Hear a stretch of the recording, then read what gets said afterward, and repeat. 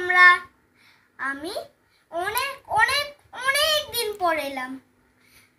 আজ এইবারে আমি সুকুমার রায়ের গোপ চুরি কবিতা শোনাবো। তাহলে রেডি, স্টার্ট করা যাক। হেরাপিসের বড় বাবু লোকটি বড় শান্ত, তার যেমন মাথার ব্যামো কেউ কখনো জানতো? দিব্যি ছিলেন খোশ মেজাজে চেয়ার খানি চেপে, একলা বসে ঝিমঝিমে হঠাৎ গেলেন খেপে। আটকে উঠে হাত পা ছুঁড়ে চুক্তি করে গোল, হঠাৎ বলেন, গেলুম গেলুম আমায় ধরে তোল। তাই শুনে কেউ বুদ্ধি ডাকে, কেউ বা কে পুলিশ, কেউ বা বলে কামড়ে দেবে সাবধানতে তুলিস। ব্যস্ত সবাই এদিক ওদিক করছে ঘোরাঘুরি, বাবু হাতে ওরে আমার গোপ গিয়েছে চুরি। গোপ হারা আজব কথা, তাও কি হয় সত্যি? গোপজোড়া তো তেমনি আছে, কমনি এক রত্তি। সবাই তাকে বুঝিয়ে বলে সামনে ধরে আয়না, মুহূর্তেও গোপ হয়নি চুরি, কখনো তা হয় না। রেগে আগুন তেলে বেগুন, তেলে বলেন তিনি, কারো কথা ঠাট্টারি নে, সব ব্যাটা কি চিনি। নোংরা ছাটা খ্যাংরা ছাটা বিচ্ছিরি আর ময়লা, এমন গোফ তো রাখতো জানি শ্যামবাবুদের গয়লা।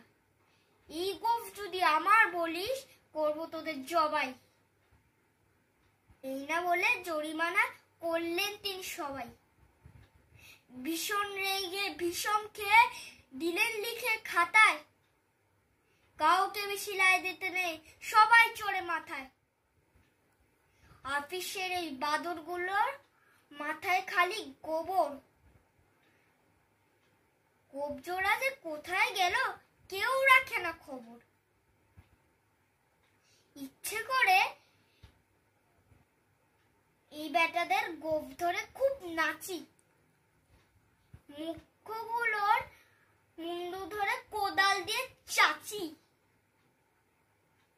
গোফকে বলে তোমার আমার, গোফ কি কারণ কেনা, গোফের আমি গোফের তুমি, তাই দিয়ে যাইছে। থ্যাংক ইউ, ধন্যবাদ। আমার সাবস্ক্রাইব পাঠিও, সাবস্ক্রাইব করে কিন্তু ভুলে যেও না, বুঝলে?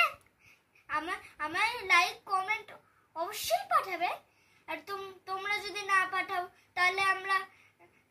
তাহলে আমি আমার কবিতাটা কি ভাববো, যে হচ্ছে কবিতাটা কেমন হয়েছে কিরকম।